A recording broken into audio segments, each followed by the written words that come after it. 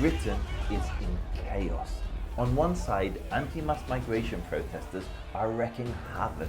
On the other, gangs of Muslims are hunting those protesters down. But guess who's caught in the crossfire? The Jews, of course. Stick around as I reveal shocking evidence of how the Jewish community is being scapegoated in this escalating conflict.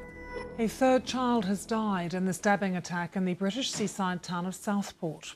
In the wake of these brutal murders, many on the right blame their deaths on uncontrolled mass migration, and organic protests sprung up around the country. These protests rapidly descended into chaos as violent thugs were filmed attacking random immigrants, the police, and in Sunderland they even set a police station on fire. Out of fear, Muslims formed patrols to confront the protesters coming into their communities, and what ensued will shock you.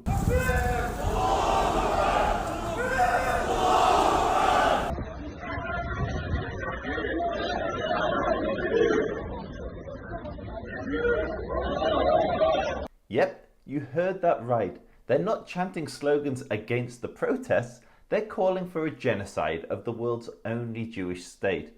For those unaware, the call from the river to the sea is a call for the destruction of Israel.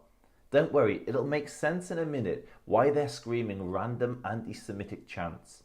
At the same time, this Palestinian supporter was filmed throwing a far-right salute at a gathering of Jews, while back in Sunderland, this protest were praised for his English far-right tattoos. Mate, your tats are awesome, man. Pure British.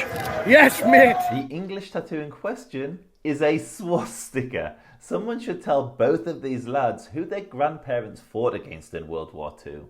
The UK is in a very precarious place. This is more than civil unrest. It feels like the first steps towards civil war. And I'm not being hyperbolic. Some of the Muslims were filmed with literal swords, and one of them was arrested with a giant machete.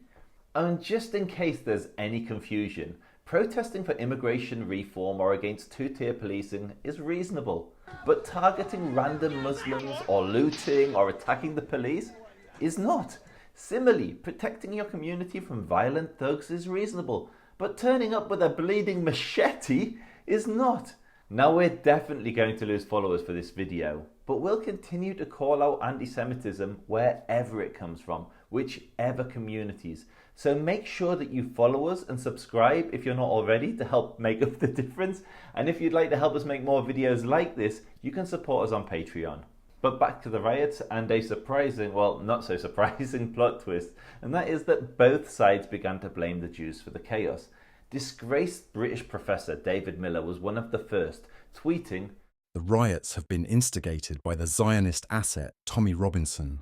Continuing, "The recent Islamophobic riots in the UK should be seen as the latest phase of the State of Israel's war on British Muslims." What war? This guy is a lunatic. Anyway, hundreds of similar posts appeared on social media, like this one from Mehmet, who tweeted, "Jews are burning the UK." And Smile to Jano, who has 1 million subscribers, claiming, "Tommy Robinson is a Zionist." But it wasn't just Muslims and the left blaming Jews, the right were added as well. So, Lovett, what brings you here today?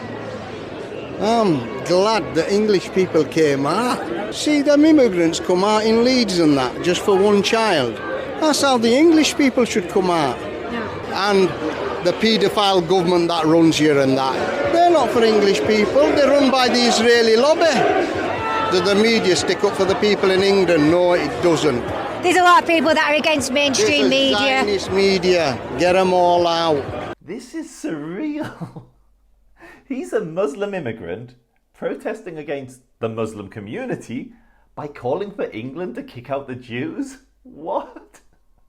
Why are we catching strays? He wasn't alone either. Other bigots tweeted things like, "The British people have had enough of mass immigration and Jewish influence."